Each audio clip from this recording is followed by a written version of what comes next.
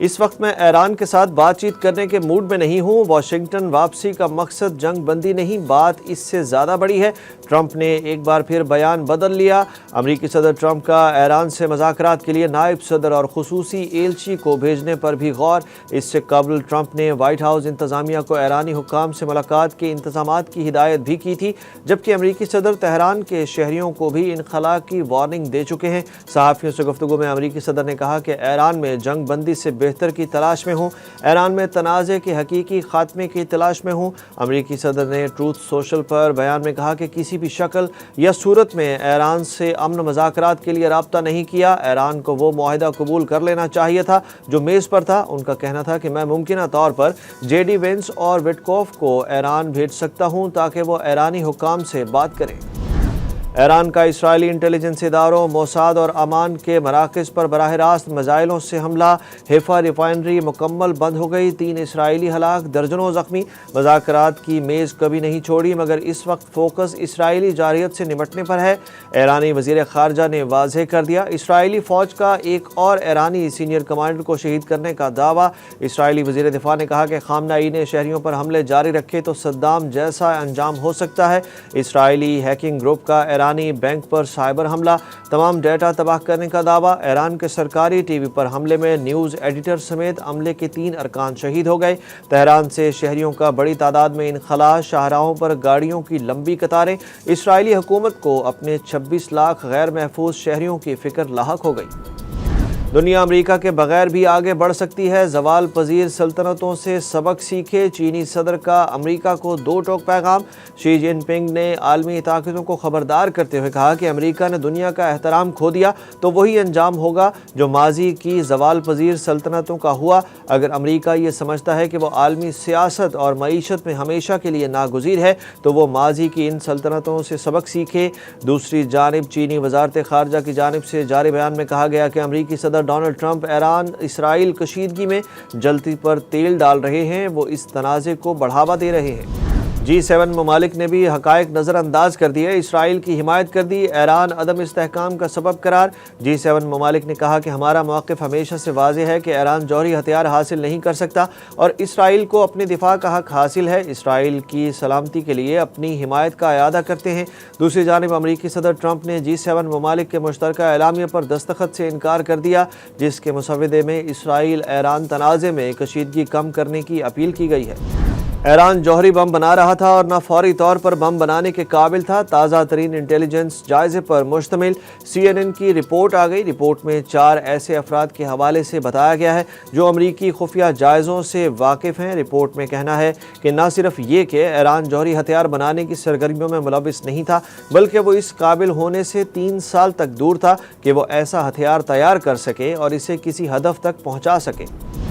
Field marshal Asim Munir نے امریکہ میں operation بنیان مرصوص پر کھل کر سب بتا دیا۔ بھارت سے دہشت گردی پر بات ہوگی، جلد دنیا دیکھے گی کہ کئی اہم چیزیں رونما ہوں گی۔ فیلڈ مارشل عاصم منیر نے بڑا اعلان کر دیا۔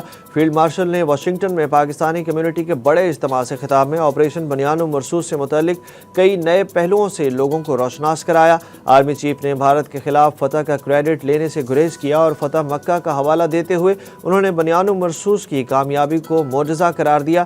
دلچسپ واقعہ بتاتے ہوئے جنرل عاصم منیر نے کہا کہ ایک جوان نے میزائل کی رینج کچھ بڑھا دی تو اللہ کا کرنا یہ ہوا کہ وہ بھی فوجی ہدف پر ہی جا کر لگا۔ پاکستان نے چین کے ہتھیار جس طرح استعمال کیے وہ خود چین کے لیے بھی ویسے استعمال کرنا چیلنج ہوگا۔ انہوں نے بتایا کہ کس طرح بھارت کے نظام کو ہیک کیا گیا، سسٹم کریش کر کے بجلی غائب کر دی گئی، ڈیمز کے سپل وے کھول دیے۔ بھارت پاکستان میں دہشت گردی کرانا چاہتا ہے جبکہ امریکہ اس دہشت گردی کا مخالف ہے۔ فیلڈ مارشل نے کہا کہ ہمیں نیا یا پرانا نہیں، ہمیں ہمارا پاکستان چاہیے۔ سپریم کورٹ میں مخصوص نشستوں کے کیس پر ہنگامہ خیز سماعت۔ آئینی بینچ نے 39 اراکین اسمبلی کی حد تک پی ٹی آئی کو نشستیں دینے کے فیصلے پر عمل درآمد کرانے کی استدعا مسترد کر دی۔ جسٹس امین الدین خان نے کہا کہ یہاں تو پی ٹی آئی پر قبضہ سنی اتحاد کونسل کا ہے۔ جسٹس جمال خان مندوخیل نے کہا کہ 80 نشستوں کے تناسب سے تو 22 یا 23 مخصوص نشستیں بنتی ہیں۔ جسٹس محمد علی مظہر نے ریمارک دیے کہ جب 39 اراکین کو پی ٹی آئی کا ڈکلیئر کر دیا گیا تو ان کے تناسب سے مخصوص نشستیں کیوں نہیں دی گئیں۔ ڈی جی لا الیکشن کمیشن نے کہا کہ مجموعی نشستوں پر فارمولہ طے کر کے نشستیں دیں گے۔ पाकिस्तान और अमेरिका ने तजारती मुआहदे को जल्द हतमी शक्ल देने पर इत्तफाक कर लिया। पाकिस्तान को कितने अमरीकी टैरिफ का सामना करना पड़ेगा, तफसील सामने आ गई। वफाकी वज़ीर ख़ज़ाना मोहम्मद औरंगज़ेब की अमरीकी कॉमर्स सेक्रेटरी से वर्चुअल मीटिंग हुई। वज़ारत ख़ज़ाना के एलामिया के मुताबिक तजारत, सरमायाकारी और माशी ताल्लुकात मजबूत बनाने पर बातचीत की गई। वफाकी वज़ीर ख़ज़ाना मोहम्मद औरंगज़ेब के मुताबिक पाकिस्तान अमरीका इक़्तिसादी शराकत दारी को मज़ीद मजबूत बनाएंगे और दोनों ममालिक मशावरत के साथ बाहमी महसूलात पर बातचीत को आगे बढ़ाने पर रजामंद हैं।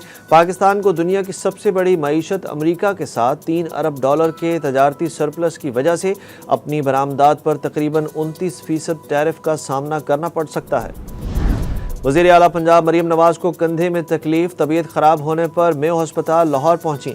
ज़राए के मुताबिक वज़ीर आला पंजाब के कंधे में दर्द के बायस मेयो अस्पताल में MRI की गई। सीनियर सूबाई वज़ीर मरियम औरंगज़ेब भी मरीम नवाज के हमराह अस्पताल में मौजूद थीं।